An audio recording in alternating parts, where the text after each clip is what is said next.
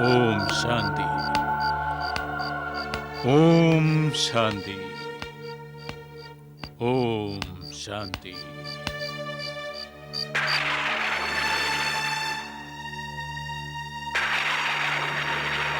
ആരാണ് നിങ്ങൾ? ആശ്രമ നിയമം അനുസരിച്ച് രാത്രി ഇത്ര വൈകി ആരെയും പുറത്തു കണ്ടുകൂടാ. പറയണം, ആരാണ്?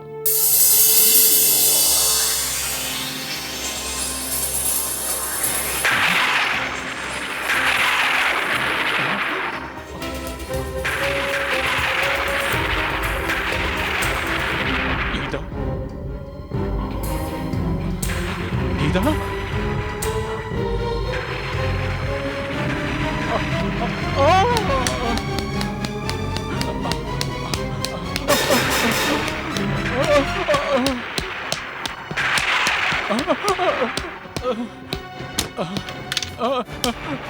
കാമിനി, എന്തുണ്ടായി? ഗീത, ഗീത, ഗീതയോ?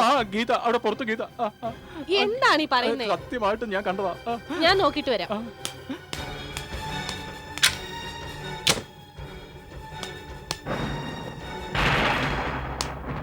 സുധീർ, അവിടെ ആരുമില്ല. ഉണ്ട്, ഉണ്ട് കാമിനി.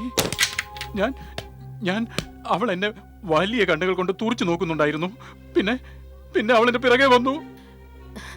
കമോൺ സുധീർ, നിങ്ങളെ പോലെ ഒരാളിൽ നിന്ന് ഞാൻ ഇത് പ്രതീക്ഷിച്ചില്ല. നിങ്ങൾ തീർച്ചയായും സ്വപ്നം കണ്ടതായിരിക്കും. സ്വപ്നമായിരുന്നില്ല, ഞാൻ കണ്ട സ്വപ്നമായിരുന്നില്ല. ഞാൻ എന്റെ കണ്ണുകൾ കൊണ്ട് കണ്ടതാണ്. ഇതാദ്യമായല്ല. അന്ന് ഞാൻ അവളെ ചായയുടെ മുറിയിൽ കണ്ടു. അപ്പോൾ ഞാൻ വിചാരിച്ചു എനിക്ക് തോന്നിയതാണെന്ന്. പക്ഷേ ഇത് വാസ്തവമാണ്, സത്യമാണ്, സത്യമാണ്. ഞാൻ ഇത് എങ്ങനെയാ വിശ്വസിക്കുക? ഗീത മരിച്ചു കഴിഞ്ഞില്ലേ? അതിലും വലിയൊരു സത്യം വേറെ എന്താണ്? ഇല്ല കമനി, ഇല്ല. ഗീത ഈ ആശ്രമത്തിൽ തീർച്ചയായും ഉണ്ട്. ഗീത ജീവനോടെയുണ്ട്.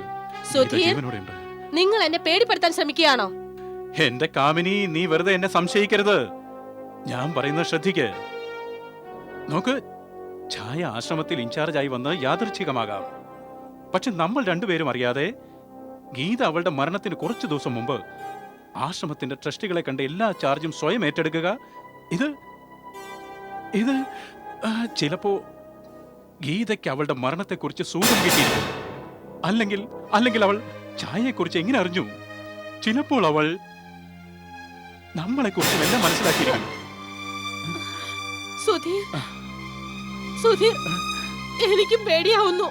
അതെ കാമിനി, പ്രശ്നം വളരെ ഗുരുതരമാകുകയാണ്. നമുക്കുടൻ തന്നെ എന്തെങ്കിലും ചെയ്തേ പറ്റൂ. എന്തെങ്കിലും ചെയ്തേ പറ്റൂ.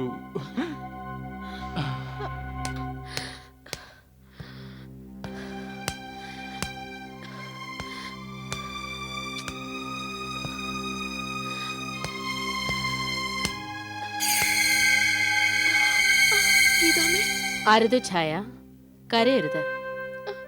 ഞാൻ അറിയുന്നു എന്റെ മായ ശരിയായി പ്രവർത്തിക്കുന്നെന്ന്. സോദരൻ സേവാനന്ദന് ഉറപ്പായി കഴിഞ്ഞു ഞാൻ ഈ ആശ്രമത്തിൽ ഉണ്ട് എന്ന്. അയാളെല്ലാം പ്ലാൻ ചെയ്യുകയാണ്. പക്ഷെ അയാളുടെ പ്ലാനുകൾ എന്റെ കുഞ്ഞിന് ഇല്ല ഛായേ, എല്ലാത്തിനും ഒരന്ത്യമുണ്ടാകും. എല്ലാ രാത്രിക്ക് ശേഷവും ഒരു പ്രഭാതം വിടരും. എനിക്ക് തോന്നുന്നു ഈ കഥയ്ക്കും അന്ത്യമാകാറായി. പക്ഷേ ഒരന്ത്യവും അത്ര എളുപ്പമല്ല.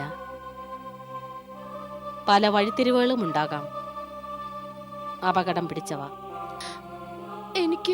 എനിക്കൊന്നും മനസ്സിലാവുന്നില്ല. നീ ഇത്രമാത്രം മനസ്സിലാക്കിയാൽ മതി, യുദ്ധം അതിന്റെ അവസാന ഘട്ടത്തിലാണെന്ന്. നീ വളരെ സൂക്ഷിച്ച് ധൈര്യപൂർവ്വം പ്രവർത്തിക്കണം. നീ തനിച്ചല്ല ഛായ, ഞാൻ നിന്റെ ഒപ്പമുണ്ട്. പക്ഷേ പടനീക്കം നീ തനിച്ച് ചെയ്യേണ്ടി വരും. മതി, അല്പം കൂടി ക്ഷമിച്ചാൽ മതി.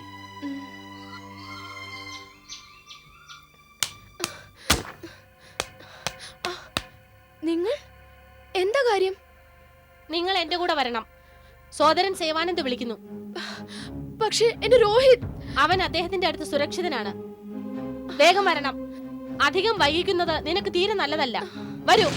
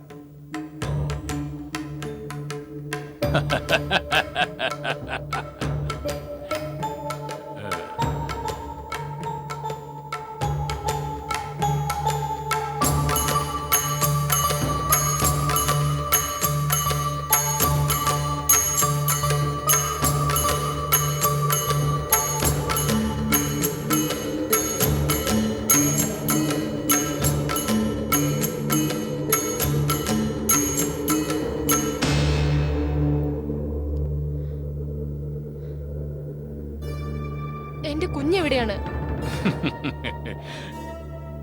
കുഞ്ഞിനെ നിനക്ക് കിട്ടും ഛായ.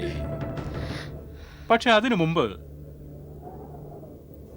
നീ ഒരു ചെറിയ കാര്യം ചെയ്തു തരണം. ആ അതാ അവിടെ നോക്ക്, ആ മേശമേൽ